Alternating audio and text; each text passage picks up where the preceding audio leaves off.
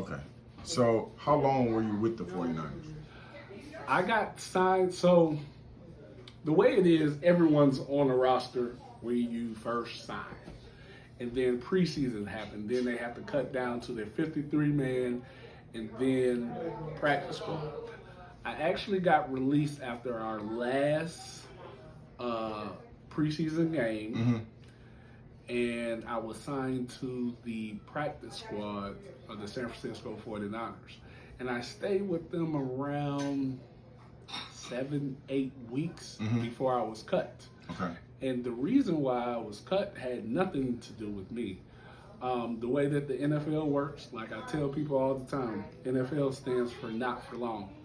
I got cut because they had to make another position open to bring in another guy that's going to be a backup.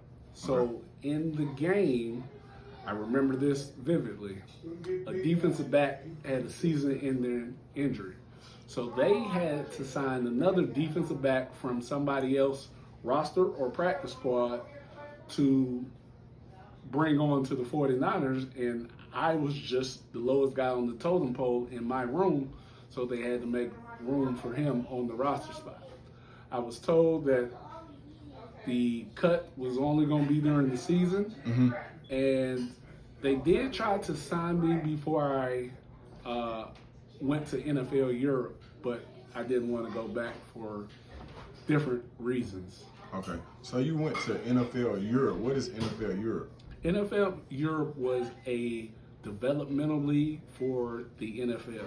Okay. So guys that wasn't necessarily getting playing time, teams would allocate and send over there to play, or guys that were looking to get to the NFL would get NFL quality reps in Europe playing the season to make it back to the league. Okay. What's the pay like? Now, the pay was minimal.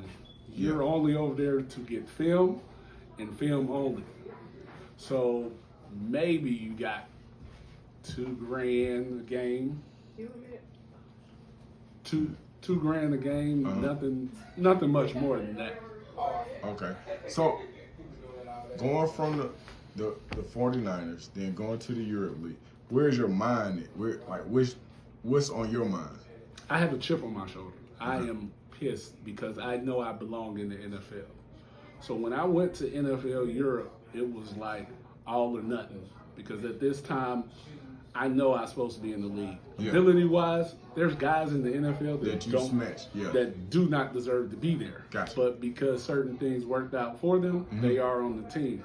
But I understood that the God-given talent that I had, that I belong in the NFL. So my mindset was to get a job, to get back to the NFL. So I really played with a chip when I went to NFL Europe. And I was actually named the top offensive lineman in the NFL Europe the last year of its existence in 2007.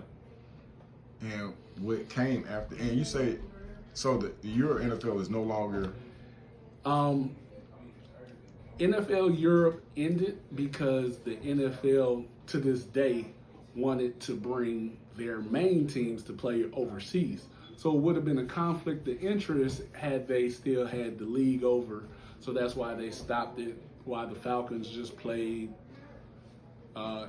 in London, the Jaguars, and certain things like that. So the last year that I played was the previous, or that next following year is when they started to play NFL games over there. Okay. So you got a bit of politics off in the mix. Yes. And, it's a business. Like I tell people this all the time.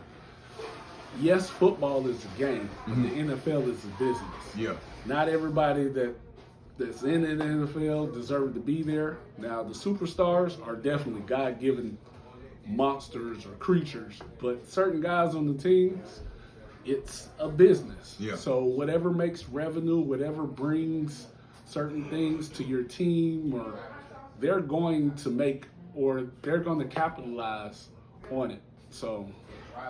Okay, so the league the Europe League, it's done. What's your next move? I had 3 NFL contracts to decide for. Okay. At the time, I was married, and I wanted to stay close to Atlanta because Atlanta was home base. Okay. So it was the Baltimore Ravens. It was actually four, because San Francisco wanted to re-sign me. The Baltimore Ravens, Carolina Panthers, and Tampa Bay Buccaneers. Okay.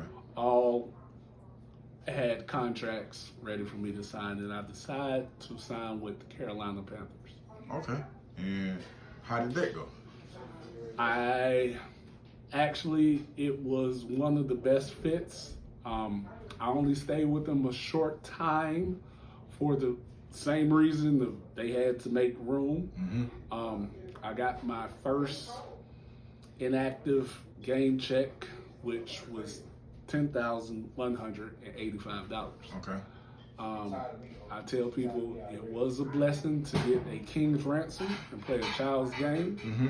but it comes with politics, it comes with other things. So to play for any franchise was amazing, but the Carolina Panthers being close to home was even greater.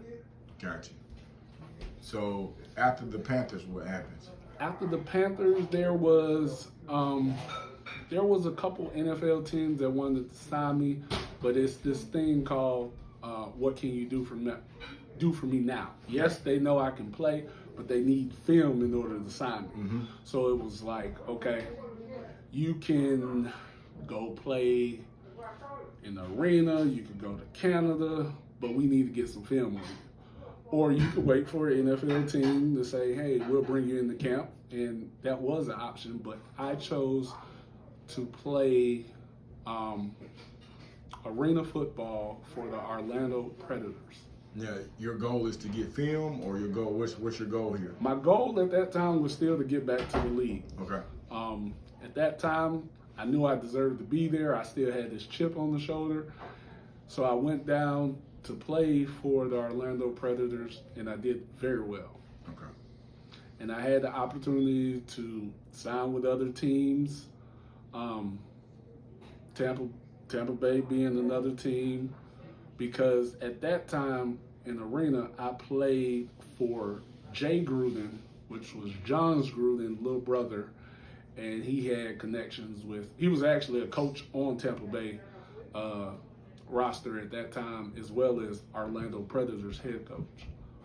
So at that time, he was like, just stay on the team, we'll get you. But arena actually was not bad. Like at that time, the pay was different, where we were getting substantial amount of compensation, and you have your living expenses paid for. Mm-hmm.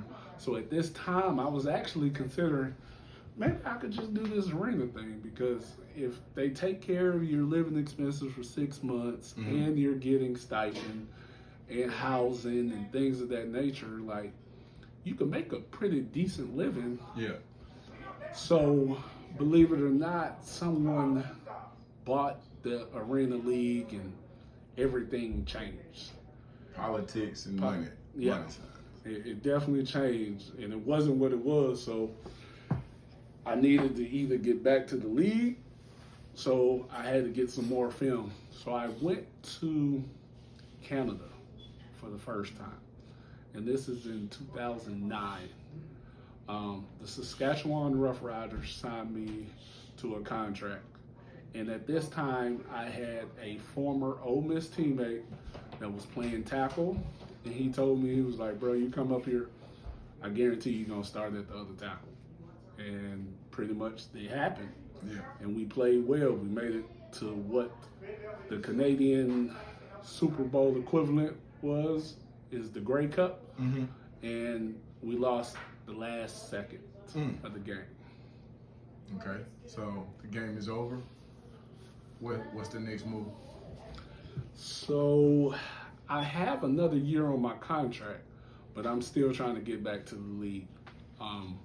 So I actually asked the coach to release me because I had a NFL developmental league like the NFL Europe, So what replaced NFL Europe was a league called the UFL. So once I asked the GM for the Saskatchewan Roughriders to release me so I could sign with them, Jay Gruden, which was my coach 2 years prior, was the head coach for this team, and he signed me to the Florida Tuskers of the UFL.